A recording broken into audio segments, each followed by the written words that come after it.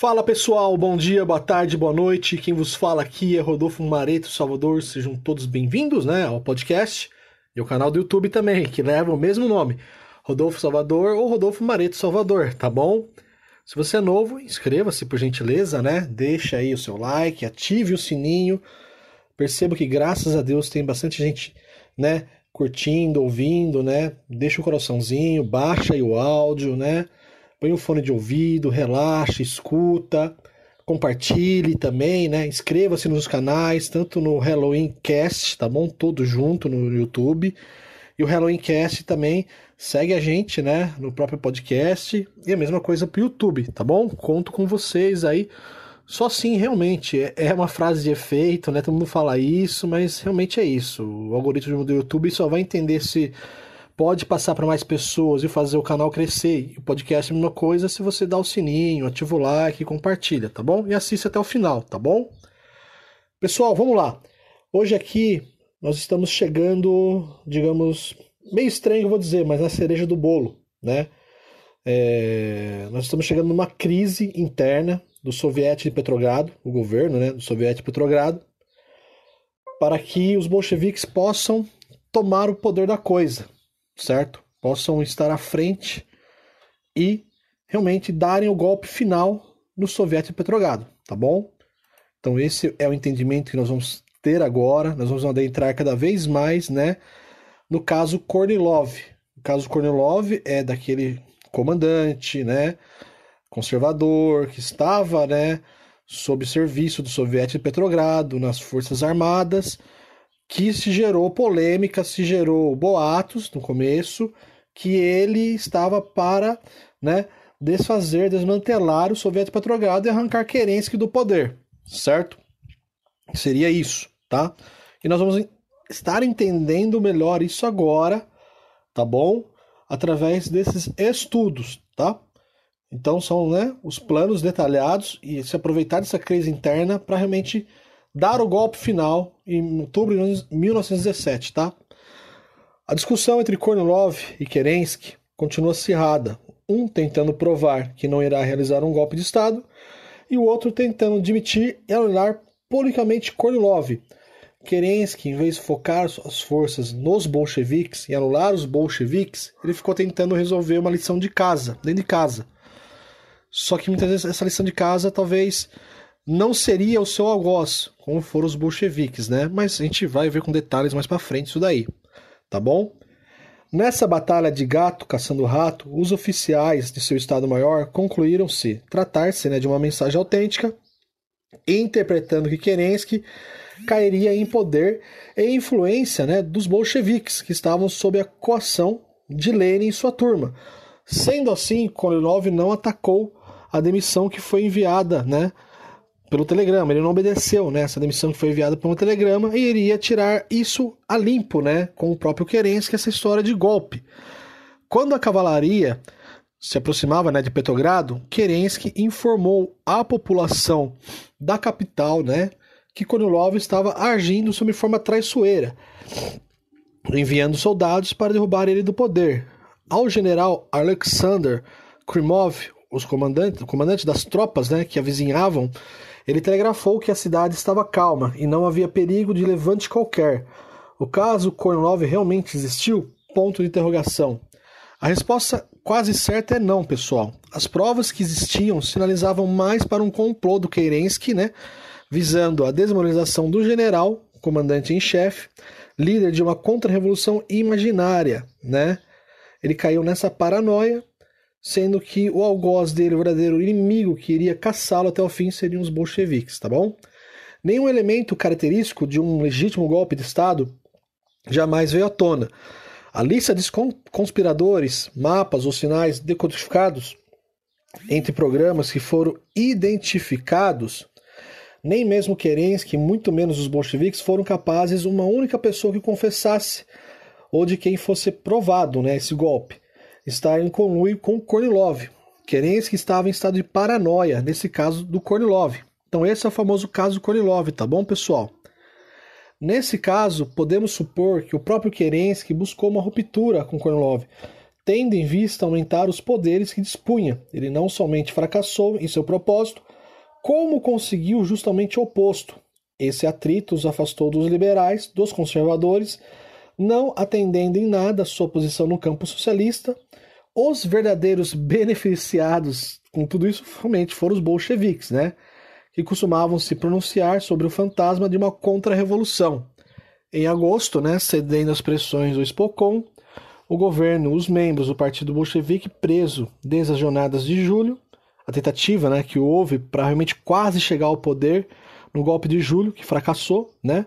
Nas eleições municipais realizadas no seguinte mês, o partido de Lenin obteve um avanço, pessoal, extraordinário em Moscou, ganhando 49,5% das cadeiras, enquanto os mencheviques e os SRs, né, os socialistas revolucionários, caíram de 71% para 18,9%, é uma queda drástica, né?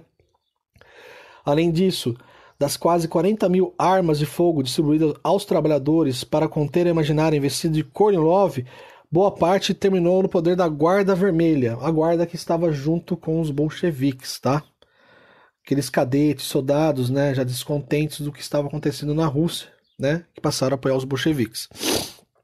Ficou evidente que era questão de tempo a derrubada de Kerensky por alguém mais hábil e firme, Trotsky. Tal líder tinha de vir da esquerda, pois não importava quais fossem as diferenças que os separavam. Os partidos representados no Soviete mantinham-se unidos quando eram confrontados com qualquer iniciativa de restaurar um governo contrário, liberal ou conservador, e uma força militar efetiva contrário ao do Soviete. Com esses conflitos no governo provisório, em seu esconderijo rural, Lenin e Zinoviev ocupavam-se em reconfigurar o mundo e tomar Petrogrado. As lembranças de Zinoviev contam que ele e Lenin viveram com falsos camponeses em uma cabana, recebendo mensageiros que deixavam informados da situação em Petrogrado.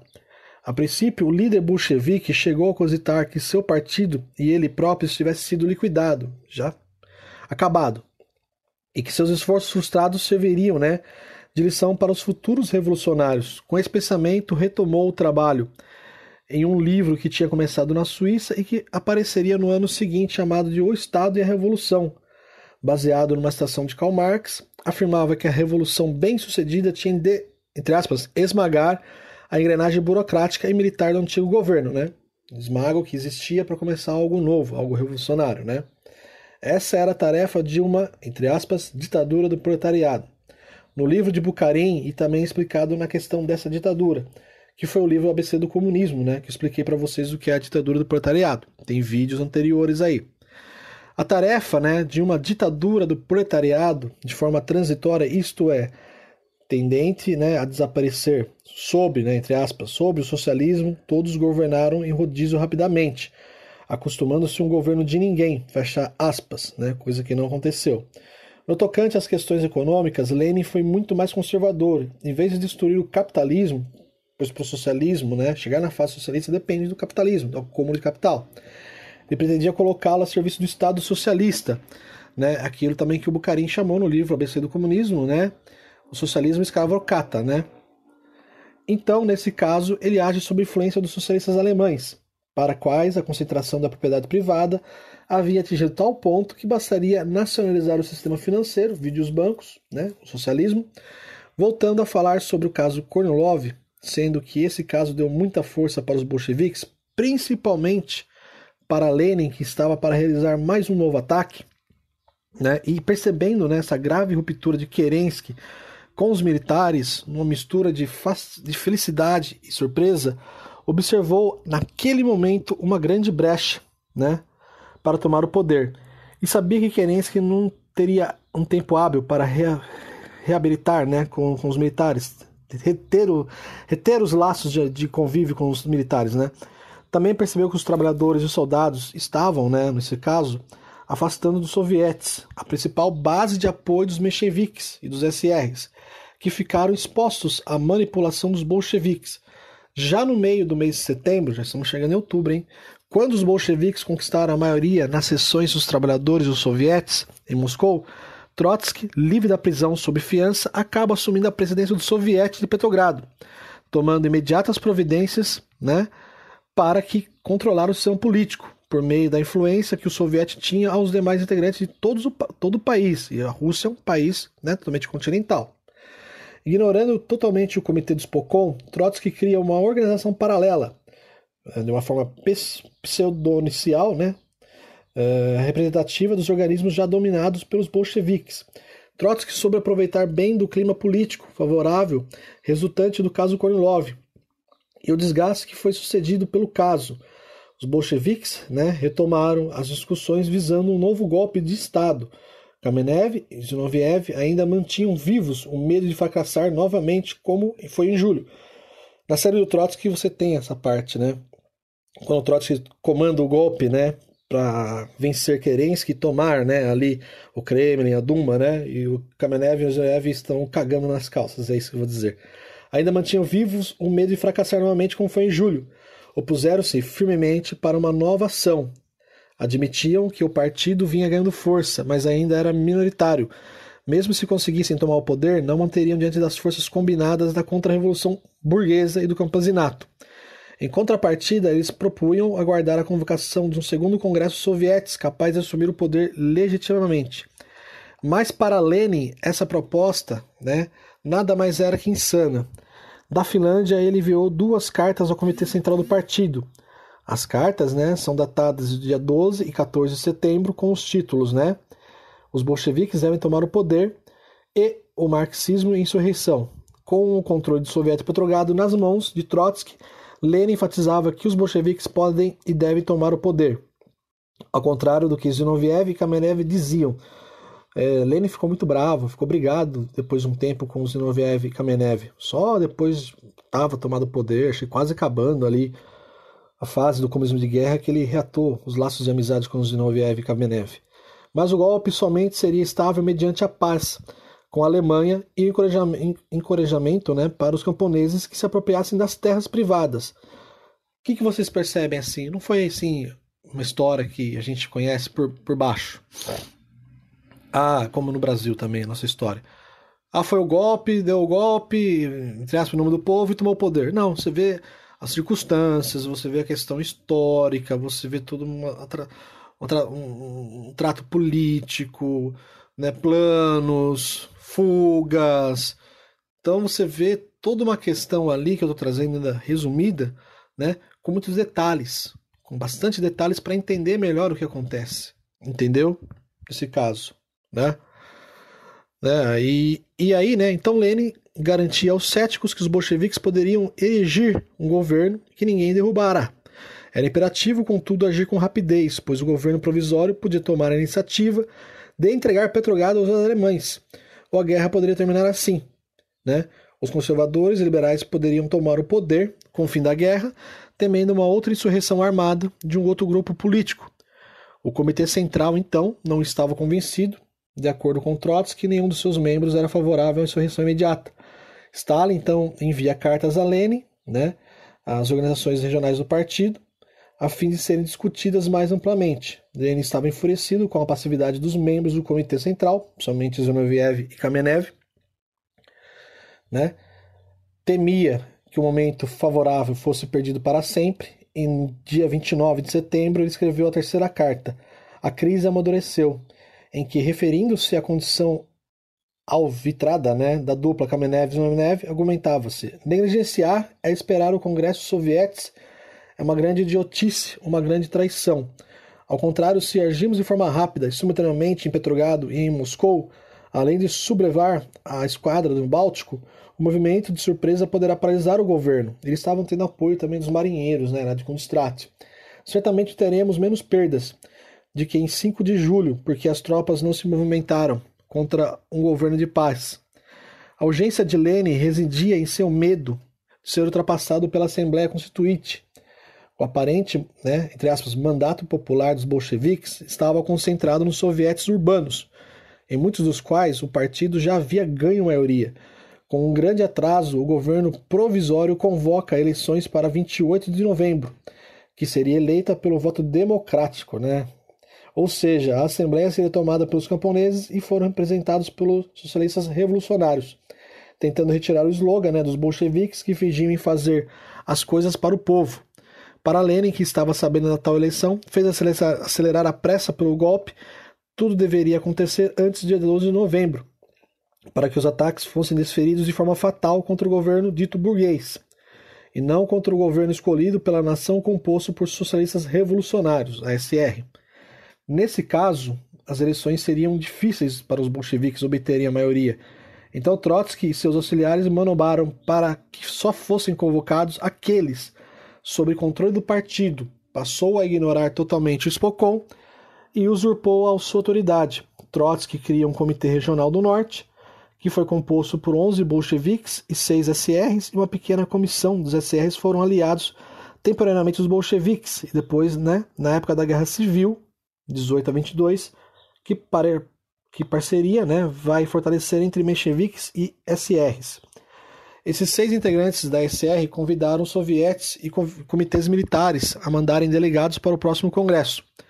Então os sovietes e as unidades do exército, nas quais os bolcheviques tinham clara maioria, enviaram dupla e tripla representação. Um soviete provincial despachou 5 delegados, mais do que era assegurada a cidade de Kiev, Ucrânia, caracterizado o golpe contra a legítima organização dos sovietes. O Spokon expressou sua condenação nos termos mais severos, tratando a ação dos bolcheviques como a violação das regras estabelecidas pelo soviete de Petrogrado. Juntos, os bolcheviques e os demais socialistas acabaram cedendo em 26 de setembro, concordaram a convocar o segundo congresso para partir do dia 20 de outubro, cuja agenda foi exigida dos adeptos de Lenin, que limitou 3 pontos: discussão da situação interna do país, preparação da Assembleia Constituinte e eleição para um novo Spokon. Então é isso aí, pessoal. O entendimento maior do que foi, esse caso Kornilov, referente a Kerensky, daí começando a ter a ruptura, do que seria um governo provisório do soviético de Petrogrado, que não durou muito, e aí nós vamos entrar em mais detalhes de como foi o golpe bolchevique daqui para frente, tá? E aí já a tomada, pelo poder dos bolcheviques, e aí vai nascer, uma tirania, unipartidária, comandando o país, tá bom?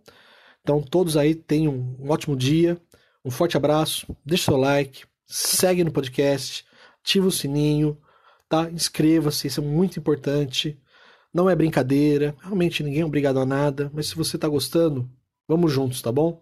Chega de se enganar dos dois lados, tanto do lado bolsonarista quanto do lado esquerdista. Forte abraço a todos aí, quem gosta de estudar, seja bem-vindo. Forte abraço.